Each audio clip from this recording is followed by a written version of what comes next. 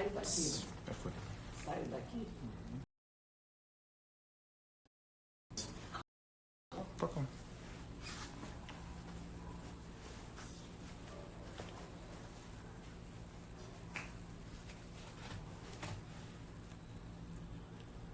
Olá, boa noite.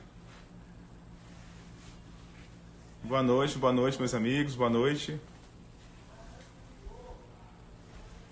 Olha teu pé, Graça. Teu pé aí, ó. Não toca aí. Pra não tocar na luz aí. Pra não tocar aí. Isso. Boa noite, tudo bem? Olá, meus amigos. Muito obrigado. Obrigado pela presença. Boa noite. É com muita alegria que a gente vai agora iniciar o nosso episódio da série Abra os Olhos para o Diabetes. O áudio tá bom para vocês? Obrigado, Regina. Obrigado, Ive. Todo mundo aqui participando. Meu amigo Wilson. Leidiane também. Obrigado, o áudio está maravilhoso. Graças a Deus, tudo bem. Todo mundo conseguindo ouvir. Meu amigo Eduardo. Senhor Anapolino. Saudoso, meu amigo. Um grande abraço aí para você. Obrigado aí por dedicar parte do seu tempo para coisa importante, para educação em saúde, sobre diabetes. Então, para vocês que não sabem aqui essa questão, essa nossa live aqui hoje é, na verdade, de um quadro que a gente faz parte, que a gente, toda quinta-feira, geralmente a gente encontra uma pessoa e aí a gente faz uma discussão a respeito do diabetes, que é uma doença importantíssima, né? Que tem acometido cada dia mais pessoas aqui no nosso país. E a gente sempre entrevista uma pessoa de especialidades médicas diferentes, de áreas de saúde, para que possam contribuir um pouco com o seu conhecimento para toda a população, para que você possa também ter um espaço aqui, tanto os nossos pacientes, quanto os nossos alunos e também o público de uma maneira geral, os amigos, as pessoas que se interessam um pouco por esse tema, possam ter a oportunidade de fazer uma pergunta, de participar, entender um pouco mais sobre esse assunto tão importante. Tá? E hoje nós temos aqui o privilégio de convidar a doutora Carol Espósito, que é pediatra, é uma pessoa que tem uma experiência muito grande no tratamento de pacientes com diabetes na infância. E aí ele foi muito cordial, muito gentil de ter aceitado o nosso convite. E estou muito feliz por agora a gente continuar. Silvana, minha amiga também, minha amiga Aida Paiva também, Laís Lucena, Renata. Muito obrigado pela participação aqui. A duração é breve, é 30 minutos. E vocês fiquem à vontade, tivemos várias perguntas aqui, ó. Estou acompanhando tudo e vamos responder o máximo possível. Então agora eu vou convidar a minha amiga Carol Espósito para que a gente possa começar a nossa live, ok?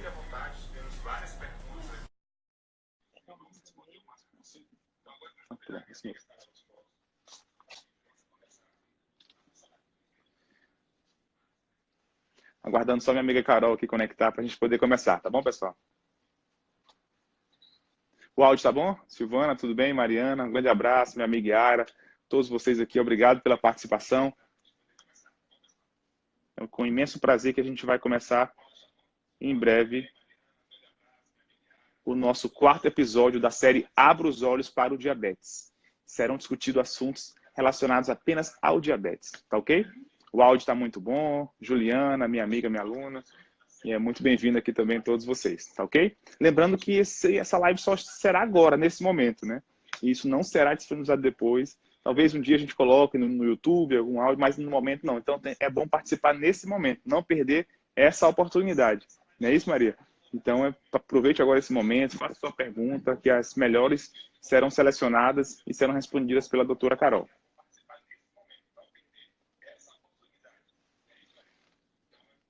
Aguardar aqui a doutora Carol para responder. Apareceu também. Doutora Carol, boa noite. Olá, Álvaro, tudo bom? Olá, Carol. Tudo bem, doutora? Muito obrigado por aceitar o nosso convite. Tudo ótimo. Boa noite, minha amiga. Obrigado por aceitar esse convite e de participar conosco aqui desse momento importante, desse quadro que nós temos às quintas-feiras, que é o Abra os Olhos para o Diabetes, onde nós discutimos assuntos com diversos especialistas de várias áreas da medicina e também da área de saúde, e você, graças a Deus, aceitou e é uma pessoa muito amiga e eu tenho certeza da sua competência e do seu suporte que você dá para crianças com diabetes. Sabe que é um desafio hoje e as pessoas aqui vão ter a oportunidade de tirar algumas dúvidas, de esclarecer alguns pontos em relação ao diabetes na infância. Obrigado e boa noite. Eu que agradeço pelo convite, Álvaro. Bora lá ver o que a gente pode ajudar aí os nossos seguidores a esclarecer algumas dúvidas sobre uma doença que começa já na infância, né? O diabetes, em alguns casos... Doutora Carol, consegue me ouvir? Consigo. Tá me ouvindo? Tá só parando um pouco. Tá travando um pouco só. Mas o som tá bom? O volume tá bom? O volume tá bom, Álvaro? Carol, tá só travando um pouquinho? Tá travando um pouquinho. Agora melhorou. Melhorou agora. Pode falar. Agora tá melhor. Vai. É assim mesmo. Então, bora ver como é que a gente pode ajudar aí. Pode mandar nossas perguntas dos seguidores e bora ver o que dá pra gente esclarecer aí.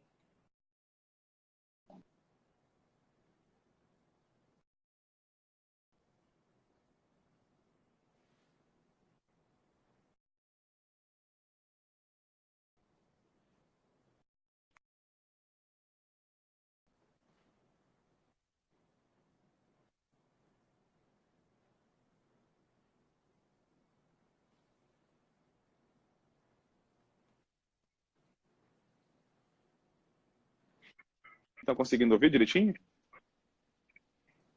Sim, sim, consigo ouvir bem. Tá ótimo. Agora ficou para mim. Agora eu estou conseguindo ouvir melhor. Muito bom. Deu alguma pequena falha na conexão. Doutora Carol, então vamos começar.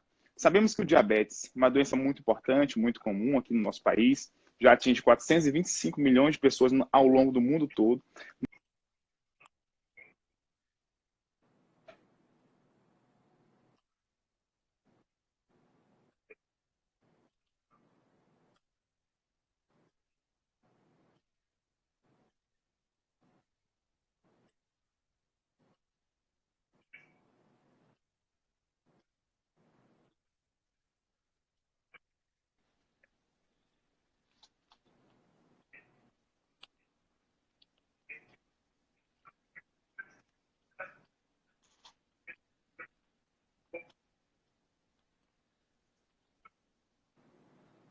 Acho que a conexão está um pouco ruim, Álvaro. A pergunta que você fez foi sobre como é a minha experiência com diabetes?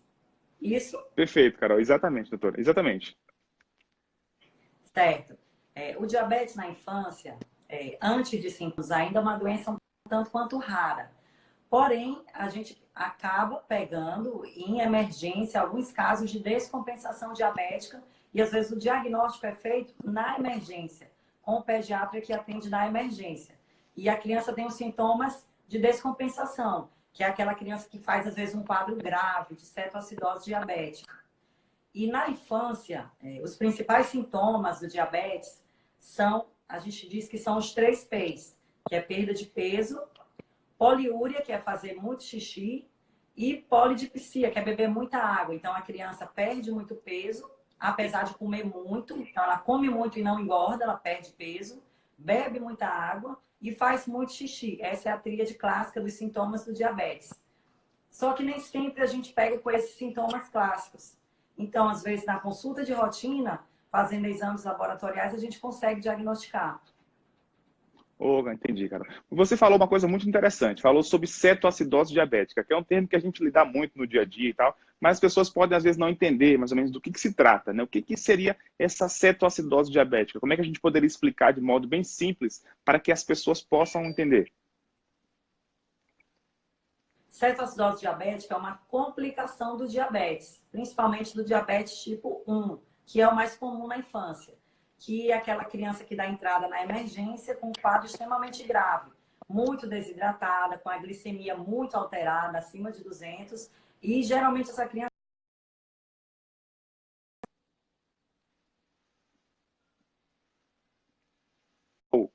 Falando aqui, respondendo a pergunta sobre cetoacidose diabética. Esse termo muito técnico. Doutora Carol, reconectando, vamos lá. Doutora Carol, falando sobre cetoacidose diabética. Tá falando que a glicemia é acima de 200, a pessoa chega muito desidratada. E aí, como é que é, doutora? E aí a gente precisa, primeiro, conduz na emergência, e essa criança vai precisar ficar em UTI por, no mínimo, 24 horas, no mínimo. Então, algumas crianças abrem o quadro de diabetes, fazem um diagnóstico de diabetes com essa complicação, que é a cetoacidose diabética, que é extremamente grave e que pode levar, inclusive, à morte.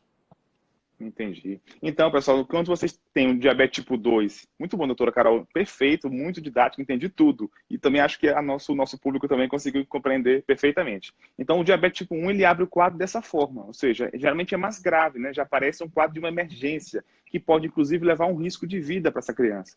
Já o diabetes tipo 2, não. Você é um quadro mais incipiente, é mais insidioso, ele vai, e aí aos poucos ele vai conseguindo e você vai conseguir detectar já as complicações tardias da doença. Muito bom, doutor. Eu acho que ficou bem claro para a gente começar a tratar desse assunto. Bom, eu tive aqui algumas perguntas, né, que a gente anunciou, sempre anuncia no dia do mesmo da live, e aí a gente teve uma procura muito grande, algumas perguntas bastante interessantes. Então aqui, a primeira pergunta que era minha, eu quis fazer para você, como que era a sua experiência, mas a gente tem uma coisa aqui interessante, que as pessoas estão querendo saber, doutora, que a pergunta é essa aqui agora que eu vou fazer para você, nesse momento. Doutora Carol Espósito, se a mãe e o pai têm diabetes, o filho necessariamente terá diabetes? Uma pergunta Não, feita aqui pela Juliana. não necessariamente. Se os pais tiverem diabetes tipo 1, então essa criança tem chance de ter, porque é mais comum em familiares. Mas se for diabetes tipo 2, que é mais comum, mais comumente associada à obesidade, associada ao sedentarismo, então esse tipo de diabetes, se os pais tiverem, não obrigatoriamente a criança vai ter. Se for um adolescente, por exemplo, obeso, a gente nem sempre o diabetes que acontece na infância é o diabetes tipo 1. Nós temos casos de adolescentes com diabetes tipo 2, que é aquele diabetes típico da pessoa obesa, da pessoa sedentária, em que existe a produção de insulina, o pâncreas produz insulina, só que por conta do tecido de gordura, a insulina não consegue fazer o efeito dela. Então, o diabetes tipo 2 também pode acontecer na infância, principalmente em adolescentes obesos e sedentários. Perfeito, doutora. Maravilha, espetacular. Falou bastante sobre insulina, sobre pâncreas. Então, a gente sabe que, na verdade, o diagnóstico de diabetes, o que é o diabetes, né? A gente sempre costuma repetir e é muito bom a gente sempre reiterar coisas boas para que haja uma boa compreensão do nosso público. Então, o diabetes, na verdade, é uma deficiência de insulina, seja quantitativa, ou seja, uma deficiência absoluta de insulina, em que o pâncreas, nosso órgão, não produz de modo adequado, ou mesmo que produz, mas que ela não consegue atuar de modo satisfatório, como a doutora acabou de falar. Perfeitamente. Então, muitas vezes eu recebo, Carol, aqui no meu consultório também, crianças com diabetes para fazer avaliação de fundo de olho da retinopatia diabética, já após 5 anos de doença, geralmente. E aí essas crianças vêm e os pais, às vezes, ficam se penalizando um pouco, porque às vezes nem o pai nem a mãe é, e o filho é diabético. Então, assim, é uma coisa que a gente tem que entender que não necessariamente, como você falou, a pessoa vai ter. Então, é uma coisa que deve ser desmistificada. E aqui está o nosso papel e você explicou super bem. Acho que ficou claro demais para a Juliana, que é minha aluna de medicina da UFMA lá de Pinheiro, viu? Obrigado. Bom, uma outra coisa que ela falou também, uma outra pessoa que perguntou agora, a Ingrid. Como a mãe pode perceber? Acho que você respondeu na primeira pergunta, mas eu acho que fica claro você agora explicar nesse momento. Como que a mãe pode perceber alguns sinais no filho de que ele possa apresentar diabetes, ainda na infância? Isso. Então, para fixar bem para as mães aí que estão assistindo a gente, observa os 4 P's do diabetes, que é a perda de peso. Perda de peso, apesar de a criança comer muito. É uma criança que tem a polifagia, então ela come muito, e apesar disso ela perde peso. Então, está observando que o filho está comendo exageradamente e não está engordando. Pelo contrário, está perdendo peso. Outra coisa, sede excessiva, que a gente chama de polidipsia em medicina, é o termo técnico. Sede excessiva e diurese excessiva, que é a poliúria. Então, é uma criança que come muito, apesar de comer muito, ela perde peso, ela não engorda. Além disso, ela bebe muita água, sente muita sede e faz muito xixi. Então, esses são os P's do diabetes. Entendi. Poxa, mãe, então você que está aí nos ouvindo, se o filho tiver esses 4 P's aí, não necessariamente também terá o diabetes, mas ele apenas é uma suspeita, né, doutora? É uma É suspeita uma de que ele suspeita. pode ter. Exatamente. É muito interessante ficar atenta, porque são sinais aí que podem, juntos, né, doutora Carol? Geralmente, quando eles acontecem de modo concomitante, ele pode gerar, na verdade, essa forte suspeita de que é o diabetes. Pois muito bom mesmo. Obrigado pela pergunta. Ficou bem claro, não tem jeito, no caso de ser diferente. E aí só a explicação para isso, tem um vídeo até que eu já postei sobre isso, explicando, né, o motivo pelo qual isso acontece. E aí, exatamente pela falta de insulina, né? Porque realmente a insulina é um hormônio anabólico e aí a falta da insulina vai gerar essas consequências todas, esses sintomas que você falou. Muito bom. Temos agora uma pergunta aqui, essa foi interessante, foi também de um aluno nosso lá de medicina, inclusive defendeu agora a monografia. Então é uma coisa muito importante. Ele perguntou assim, doutora, recém-nascido, ou seja, a pessoa já pode nascer com diabetes? A pessoa já nasce com diabetes quando a mãe tem? Como que funciona, assim, a questão de recém-nascido? Existe essa possibilidade ou não? Existe o diabetes neonatal, que é um quadro extremamente raro, que pode acontecer, que pode ser definitivo ou não. No caso, o diabetes neonatal é muito raro e está associado a uma mutação genética. Mas não é muito comum, mas de poder existir, pode. Ótimo, ótimo. Então a mãe deve ficar atenta também. E no caso da mãe, a gente teve uma live anterior, doutora Carol, que foi com a doutora Alicia Kessia, que é ginecologista, obstetra, e aí foi muito interessante, porque as gestantes puderam tirar suas dúvidas em relação ao diabetes gestacional. E ela falou um pouco também sobre o diabetes, sobre a questão da hipoglicemia, que é a baixa do açúcar logo após o nascimento, quando a mãe tem geralmente um diabetes na gravidez. Como que é a sua experiência, assim, o que que você poderia contribuir em relação aos cuidados com o recém-nascido da mãe que tem diabetes durante a gravidez?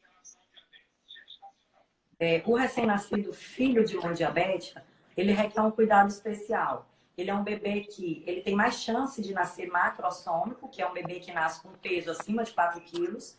Então, mesmo que esse bebê ele não nasça macrossômico, mas como existe uma deficiência de insulina, então ele vai precisar ficar sendo monitorizado através da glicemia capilar. Então, é um bebê que vai ficar fazendo de rotina na primeira, na segunda, na quarta e na sexta hora de vida, a medida da glicemia capilar, porque ele tem uma chance maior de ter hipoglicemia, que é quando o açúcar no sangue cai para níveis inferiores a 40. Então, o filho, o recém-nascido de mãe diabética, ele requer um cuidado especial, ele tem mais chance de hipoglicemia. Entendi, doutora, perfeitamente. Ficou muito, muito didático, muito bem explicado. E aqui tem muitas mensagens para você, doutora Carol. Meu Deus do céu, você é muito querida, viu? Tô vendo aqui, ó, o pessoal mandando boa noite, todo mundo aqui te mandando um abraço, dizendo que você é linda, dizendo que você é uma excelente profissional. Parabéns, viu? Gostei demais. Obrigada. Olha, Daniel, a Rose, Renata. muito bom mesmo. Gostei. Perfeito. Olha, então assim, em relação a isso, acho que ficou bem claro, né? Diabética, engravidou, ou então desenvolveu diabetes na gravidez, cuidado no parto, porque o bebê pode crescer um pouco mais, e aí até pode dificultar um parto normal, seria no caso mais um parto cesariano, de repente, mas tem que ver a indicação caso a caso, né?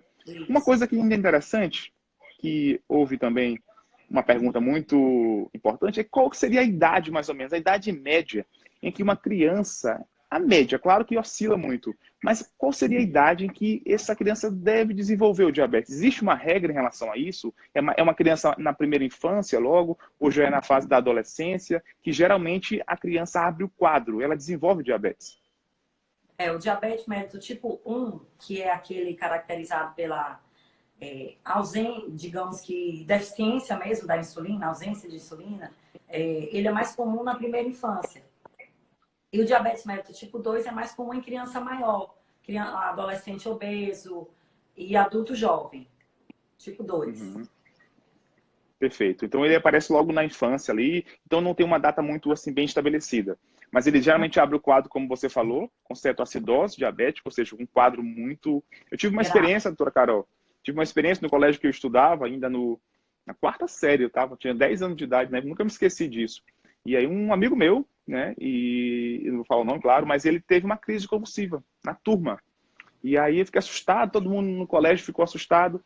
E aí depois a gente descobriu que ele tinha, na verdade, diabetes tipo 1 e não sabia. E naquele momento ocorreu a cetoacidose diabética dele. E é do meu lado, né? E aí aquilo a gente fica assustado, achando que é alguma coisa muito grave. E de fato é uma coisa importante, né? E deve ficar claro que houve um atendimento para ele adequado naquele momento. E logo depois, pronto, não teve nenhum problema em relação a isso. Uma pergunta que existe em cima desse problema é, imagina uma criança, você que trabalha com criança todos os dias, né? Inclusive finais de semana, que eu sei que você dá seu telefone, você sempre dá uma assistência muito boa para os seus pacientes.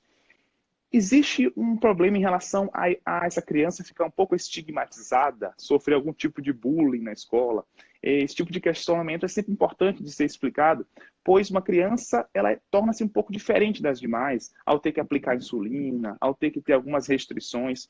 Como que você lidar com isso? Qual é a sua experiência em relação a esse tipo de problema? Uma vez diagnosticado diabetes na infância, é um outro estilo de vida, que é um estilo de vida diferente, que essa criança vai ter. Vai ter que ficar fazendo monitorização, vai ter um acompanhamento de perto com outro médico, que é o especialista, que é o endocrinologista, que vai precisar acompanhar rotineiramente essa criança para o resto da vida. Os colegas também, o oftalmologista vai acompanhar também essa criança. Enfim, é toda uma equipe. Psicólogo também precisa acompanhar. Então, existe todo um programa de educação ao paciente e à família do paciente diabético, que é extremamente necessário e importante.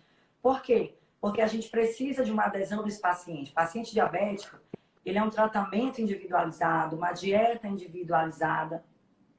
E isso aí faz com que essa criança favoreça também problemas psicológicos, depressão. E aí a gente precisa acompanhar de perto para que ela consiga aderir ao tratamento. Porque se ela não fizer o tratamento, não fizer o uso da insulina, ela pode fazer também hiperglicemia. E aumenta as chances de complicação. Complicações oculares, complicações microangiopáticas, comprometendo a microcirculação. Então, aumenta muito mais as chances de complicação, chances de hipoglicemia também. Ele pode deixar de se alimentar e aí ele faz uma outra complicação que é até mais frequente do que os picos de glicemia, que é a hipoglicemia, que é o que mata muito mais do que a cetoacidose diabética. Entendi, mas fazendo um paralelo em relação a isso, uma vez a criança sendo bem conduzida, sendo bem acompanhada, bem assistida pelo pediatra, pelo endocrinologista ou oftalmologista, sendo bem acompanhada pela família, tendo um suporte familiar adequado, ela pode ter uma vida completamente normal, doutora? Normal, que seria o estilo de vida adequado que todo mundo deveria ter. Uma dieta balanceada, evitar excesso de carboidratos, evitar calorias vazias, como refrigerante, biscoito. Isso aí tudo diabético, ele é educado quanto a isso. Então, na verdade, o nosso estilo de vida que deveria ser mais saudável, mais próximo do estilo de vida adotado pelo paciente diabético. Perfeito, concordo totalmente, doutor. Acho fantástico essa observação. Aqui tem uma pergunta muito interessante, até já interrompendo, é a doutora a Luciana Cantanide, né? Ela pergunta aqui, ó, na criança, a partir de qual valor ela já é diagnosticada com diabetes? Muda o critério? Como funciona para a criança assim, um diagnóstico do diabetes? Para a criança são os mesmos valores de adulto. Então, glicemia de jejum acima de 126 e ao acaso acima de 200. E tem a faixa de risco, que é entre 99 e 126, que a gente considera... Antigamente a gente usava o termo pré-diabético para adulto e para criança, só que agora não usa mais. Mas é uma faixazinha de risco, entre 99 e 126. Mas para a criança, valor de jejum, glicemia de jejum acima de 126 e valor de glicemia ao acaso, que é aquela glicemia que eu vou imerso sem a criança estar em jejum, acima de 200. Aí está alterado. Perfeito, doutora. Muito claro. Padrão, então, é o mesmo diagnóstico do adulto. Aqui uma pergunta do Carlos, que é nosso aluno de medicina, do 8º período de medicina da UFMA lá de Pinheiro, meu aluno. E ele falando, qual o parâmetro para o exame de mesma coisa, de glicemia e hemoglobina glicada para bebês e crianças para o diagnóstico? É o mesmo do adulto? É o Sim, mesmo do mesmo adulto, você do adulto. respondeu, né? Mesmo do Perfeito, adulto, perfeito, só Carlos. que essas questões de hemoglobina glicada aí fica mais pro endócrino que acompanha a criança. O pediatra geral, a gente pode fazer o diagnóstico, deve fazer o diagnóstico e encaminha para o colega que é o endócrino pediatra. Doutora, inclusive tem um estudo muito importante, assim, que eu sempre compartilho isso, todo paciente, isso foi comprovado por esse estudo, até posso depois disponibilizar o link, que é todo paciente que é acompanhado por mais de 2 profissionais da área de saúde, seja médico ou não, ele realmente tem uma adesão muito maior. Então ele consegue se comprometer muito mais com o tratamento, consegue atingir melhores resultados. O que a gente espera? Então todo paciente que eu atendo, eu encaminho com diabetes, claro, eu encaminho para o endocrinologista. A criança eu encaminho para o pediatra, eu encaminho para o endócrino também, pediatra. Então é muito importante esse tipo de acompanhamento. Você concorda?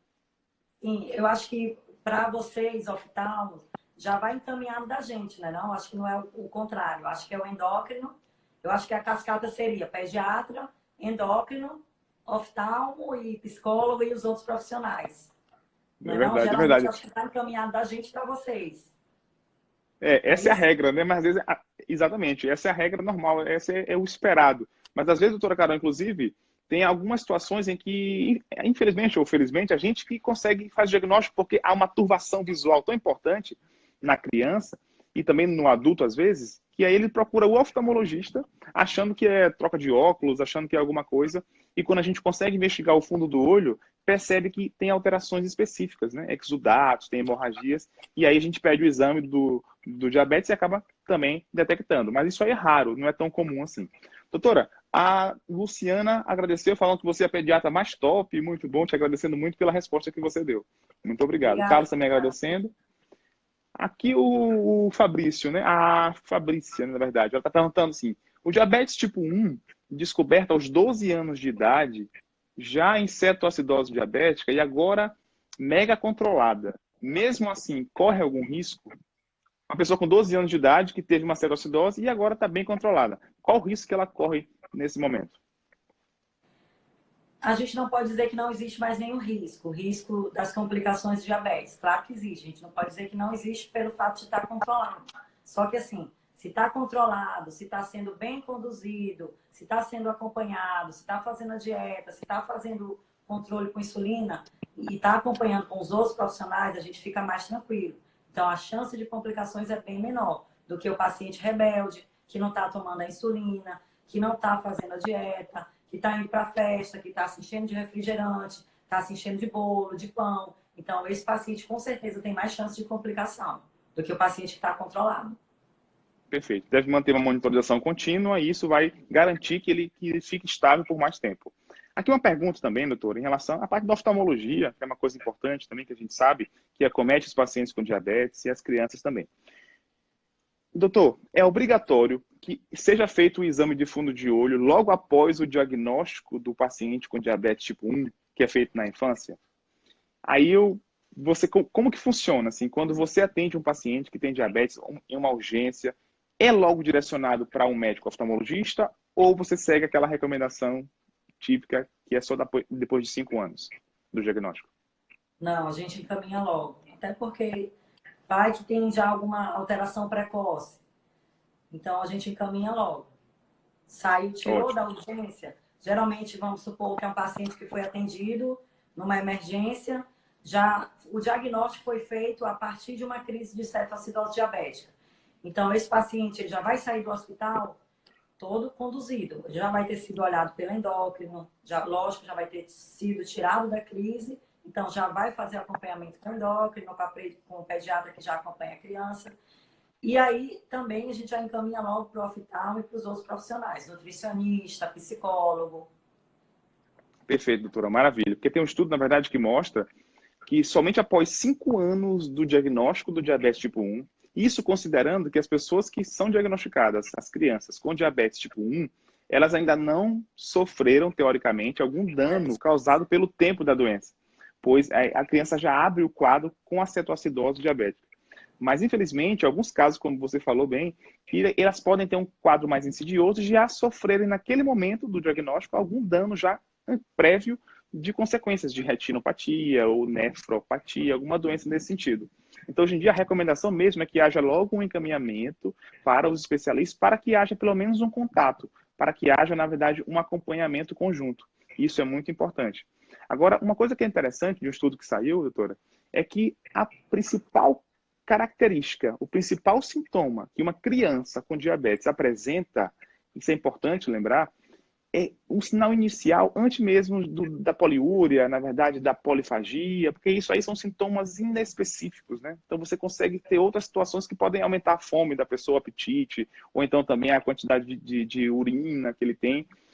São as oscilações visuais. Então, assim, uma criança que hoje senta, isso é importante até para o seu dia a dia, um estudo saiu agora, uma pessoa que senta hoje na mesma cadeira, e aí ela não está mais conseguindo enxergar. Tem um dia que ela consegue enxergar o quadro bem, e tem um dia que ela não consegue mais ver o quadro do mesmo lugar que ela senta, sendo que é o mesmo professor, a mesma letra que está escrevendo. E aí, o que está acontecendo? Essas oscilações visuais estão diretamente relacionadas com o nível de glicemia. Geralmente a cada 100 miligramas por decilitro que aumenta de glicemia, há uma alteração de meio a 1 grau. Então, uma pessoa hoje que está aqui, que ela tem 300 de glicemia, ela pode ter, digamos, 2 graus de miopia. E aí, se ela baixar imediatamente, esse grau tende a reduzir um pouco mais. Se aumentar, o grau tende a aumentar um pouco mais. Ou seja, essa variação que ocorre também é um sinal muito importante de que a pessoa tem diabetes. Agora, se ela sentar no mesmo lugar e ela nunca conseguir enxergar, então ela tem um grau mesmo, precisa do óculos para corrigir. Agora, se uma hora melhora e uma hora piora, é até um sinal para você explicar para as pessoas no seu dia a dia, para as crianças, para elas passarem a observar um pouco isso e as mães também. Se está ocorrendo essa variação da visão das crianças, ok? Importante isso também, fica aqui a dica, tá? Perfeito, boa dica. Doutora, em relação às crianças ainda com diabetes, a gente tem que aproveitar que é a doutora, né? Que nós estamos com ela hoje aqui durante, já passou 30 minutos, já estamos quase no prazo final. Doutora, tá ótima a live, tá todo mundo aqui mandando mensagem aqui, perguntando, e aí eu não estou dando conta de ler, porque tá todo mundo muito contente de você ter participado aqui desse momento com a gente. Aqui a Juliana, nossa amiga, dizendo que você é top, que você é uma pediatra maravilhosa. Manda aí um abraço para ela, para Juliana, viu? Beijão, Minha aluna, Juliana Ferreira, do 5º período de medicina aqui da UFMA também. Aqui também tem o Frank, ó, Frank Pinheiro, está dizendo parabéns pela live. Na próxima live poderia trabalhar também sobre colesterol, para falar um pouco sobre colesterol também, doutora. Parabéns, doutora Carol. Parabéns, doutora Carol. Frank aí, lhe mandando um abraço. Doutora Carol, em relação a essa incidência de obesidade, em relação a diabetes, às vezes também tipo 2, de modo mais precoce, como tem sido assim a sua experiência com crianças, assim, pelos hábitos alimentares, hábitos de vida, que estão mudando ao longo dos anos? Isso tem trazido consequências já perceptíveis no seu dia a dia, no consultório? Sim, com certeza. A obesidade, cada vez mais, a gente saiu do país dos desnutridos para o país dos obesos, que é o que a gente chama de período de transição nutricional. Então, a gente praticamente já não tem mais criança com baixo peso ou desnutrida. E muitas crianças obesas, e por conta do estilo de vida sedentário e da alimentação totalmente incorreta. Então, com isso, aumenta também as complicações, e uma delas é o diabetes tipo 2. E cada vez mais a gente vê isso, adolescente, cada vez mais sedentários, muito tempo de tela, sem praticar atividade física. Então, cada vez mais, quanto mais sedentarismo, maior o tempo de tela, mais ele está ingerindo alimentos inadequados e está evitando a queima de gordura. Então, cada vez mais, só aumentando. Entendi. Tempo de tela seria o quê? Para que haja um bom entendimento aqui do nosso público. Tempo de tela é o tempo que a criança ou adolescente, nós passamos em frente à tela, como computador, tablet, televisão, está diretamente associado à obesidade. Ah, entendi. Então, a pessoa que tende a ficar mais tempo assim em tela, fica mais sedentário, sentado, se movimenta menos e, consequentemente, tende a acumular mais carboidrato, mais gordura, e aí tem as consequências disso, né? É Entendi. isso, favorecendo obesidade e diabetes. Perfeito, doutora. Maravilha, espetacular. Em relação ao colesterol, assim, que já para responder a pergunta aqui, prestigiar o nosso ouvinte Franca que perguntou, você poderia falar alguma coisa em relação ao colesterol na infância? A gente pensa que colesterol é uma coisa que esse acúmulo, né, esse acúmulo de colesterol que ocorre apenas em adulto e idoso. Em criança também isso pode ser observado? Sim, cada vez mais a gente pega crianças com alterações de colesterol. HDL muito baixo, que é o colesterol bom, que o ideal é quanto mais alto ele estiver, acima de 45 é melhor. E crianças com colesterol ruim, que é o LDL lá em cima. Então, para a criança, o ideal é menor que 100. E também alteração de triglicerídeo, que o ideal em criança também é menor que 100. Então, a gente vem com frequência observando. Não é obrigatório que a gente peça nas consultas de rotina em crianças pequenas, 4, 5 anos, o exame do colesterol, que é o lipidograma. Porém, se é uma criança obesa, se é uma criança que a gente observa que é sedentária ou com sobrepeso, então a gente acaba pedindo e evidencia isso, o colesterol nas alturas, alterado. Entendi, doutora. Muito bom mesmo. Perfeito. Maravilha. Adorei. Em relação ao colesterol ainda, tem uma pergunta aqui que as pessoas estão querendo perguntar sobre o colesterol, né? Interessante. Esse colesterol, na verdade, o tratamento para uma criança que tem o colesterol aumentado, além da mudança de hábitos de vida, reeducação alimentar, atividade física, que é recomendada, obviamente, pode-se usar também algum medicamento que é usado em adulto para tratar colesterol ou não? Sim, algumas crianças, adolescentes principalmente, Existem medicações que já estão liberadas para uso para controle do colesterol. Só que aí a gente individualiza, vê qual é a parte do colesterol que está alterada e sempre individualiza. Além do ômega 3, que a gente acaba lançando mão, porque ele ajuda a aumentar o colesterol bom, que é o HDL, e diminuir o LDL, que é o colesterol ruim. Entendi, doutora. Estou perguntando aqui se diabetes cega na infância. Carol, doutora. Olha, assim, eu posso responder, né? Na verdade, é muito difícil uma criança logo abrir um quadro com uma doença visual tão grave assim, doutora. Mas, respondendo aqui o João, mas é necessário um acompanhamento, pois as consequências elas vêm com o tempo da doença, né? Então, é totalmente tempo dependente. Mas uma criança hoje, doutora Carol, que é acompanhada, que é bem assistida, eu até desafio a dizer, ouso a dizer aqui, como você falou também durante essa nossa live aqui, que ela tende a ter uma vida até melhor do que uma pessoa que não tem diabetes, porque ela segue hábitos melhores, ela segue uma rotina melhor, ela não abusa, ela não tem excessos como as pessoas que totalmente rígidas podem ter. Então, realmente, ela tem uma educação melhor desde a infância. Então, isso aqui fica claro. Um dia a gente pode até provar isso com algum estudo, com alguma coisa. Eu tenho uma linha de pesquisa, doutora Carol, na UFMA, que eu quis estabelecer. Inclusive, ontem foi a defesa do meu aluno de monografia, o Alexandre, meu primeiro aluno de monografia, da nossa linha de pesquisa só em diabetes na UFMA.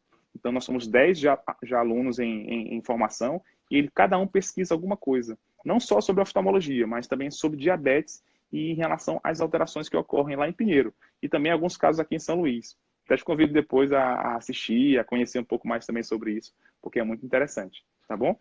Doutora Carol, passou muito rápido esse tempo. Todo mundo aqui te mandando aqui parabéns. O Carlos, a Virgínia, a Priscila, o próprio Frank de novo. O Frank gostou muito aqui, agradecendo pela resposta. Aqui a outra pessoa também aqui, que eu não estou conseguindo o nome. Mas assim, doutora, já extrapolamos o tempo, já estamos a 48 minutos falando, e o máximo é 40. Eu queria te agradecer muito, queria que você fizesse as suas considerações, dissesse o que você deixa de mensagem aqui para o nosso público que adorou ter te assistido durante esse tempo todo. Obrigado. Álvaro, eu agradeço pelo convite, agradeço pela oportunidade de estar aqui falando de um tema interessantíssimo para os pais, que é o diabetes. A importância de a gente diagnosticar precocemente e ter bons hábitos de vida, evitar excesso de carboidrato, evitar caloria vazia, combater excesso de tela, combater tablet, combater televisão, combater o sedentarismo em geral. Botar essas crianças para ter um estilo de vida mais saudável, comer alimentos in natura, evitar os multiprocessados. Então, eu te agradeço pela oportunidade. Quero mandar um beijo para os meus pacientes, um beijo para o pessoal de Pinheiro, de Medicina de Pinheiro, Medicina de Caxias também, que é de onde eu venho. E agradeço pela oportunidade e espero estar aqui com vocês outras vezes. Um beijão aí. E um grande abraço, Álvaro. Te admiro muito e parabéns pelo teu trabalho. Eu fico muito feliz de ver um colega tão novo, tão jovem, tão engajado e tão competente tecnicamente como você. Um beijão. Carol, obrigado, viu, doutora Carol? Eu fico até emocionado com as palavras. Eu sei que eu eu estudei junto com a sua irmã, com a Nicole, que é muito, muito minha amiga. E eu fico muito feliz também de ver a sua competência. Já atendi alguns pacientes seus também. Agradeço imensamente. Todos vêm bem encaminhados, bem conduzidos. E eu fico muito feliz por ter uma pediatra aqui e aqui no nosso Maranhão, né? Podendo a gente ter essa oportunidade de compartilhar tanto conhecimento. Doutora, tem uma pergunta aqui que eu não posso deixar de responder, senão seria uma coisa muito... Eu queria lhe perguntar, ó, a doutora, o Juraci está perguntando aqui, por favor, pergunte para ela. Doutora, minha filha... A última, tá? Pode ser? Doutora, minha filha tem 10 anos, ela gosta muito de doce. O problema é que ela não é forte muito, pelo contrário. Não é forte, muito pelo contrário. Tem corpo de modelo. Se isso pode causar diabetes nela, o que você recomenda para o Juraci? E mais uma logo, vou perguntar para você responder junto. A pergunta da Ludiele Castro.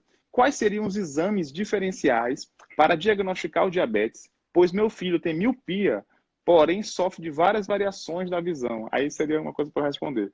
Acho que com essas duas a gente pode finalizar, tem mais aqui outra. E acho que você pode responder, tá bom? Para Ludiele. Tá, olha só, isso aí é um erro assim, bem frequente, que os pais acham que é comer muito doce que vai causar o diabetes. Não é isso. Lógico, comer muito doce vai fazer com que ele fique obeso e mais na frente ele pode ter um diabetes tipo 2. O que acontece é que quem come muito doce não consegue metabolizar aquilo ali, quem tem o diabetes. Não é que comer muito doce que vai causar o diabetes, não é isso. Comer muito doce pode causar obesidade, que mais na frente vai causar o diabetes. Mas, lógico, a gente deve evitar doce em excesso. mas não quer dizer que eu comer doce em excesso vai me deixar diabética. Não é isso, aí é uma lenda. Entendi, é uma lenda, é verdade. A gente vê muito isso, né? Ah, só açúcar que causa diabetes, não é? Mas qualquer tipo de massa pode se transformar em açúcar dentro do nosso corpo e se transformar-se em diabetes futuramente. Doutora Carol, muito obrigado, todo mundo aqui agradecendo. Eu queria dizer assim, que essa live depois, a gente vai salvar ela, e aí vai depois disponibilizar no nosso canal do YouTube, que é o Álvaro Bruno Botentuí. É um canal aberto, vocês podem ter acesso depois. Lá tem todas as lives que a gente já fez, que foram 3 até agora, essa aqui é a 4ª. E aí as pessoas podem fazer comentários também, deixar suas sugestões e aí suas ideias, que depois a gente pode refletir e até depois, doutora Carol, se ela aceitar, a gente já está junto de novo para responder mais algumas perguntas. Porque a gente sabe que com a educação que a gente vai conseguir mudar as coisas, né, doutora Carol? Educar sempre. Pois então tá. Doutora Carol, muito obrigado por tudo mesmo. Conte sempre conosco. Estamos às suas ordens. Se aparecer alguma pergunta a mais aqui, depois eu mando para você no WhatsApp, eu passo o seu contato para que haja sempre um bom esclarecimento da população. Tá bom. Beijão, beijão, Álvaro. Beijo, até mais. Até a próxima. Abra os olhos para o diabetes. Até mais.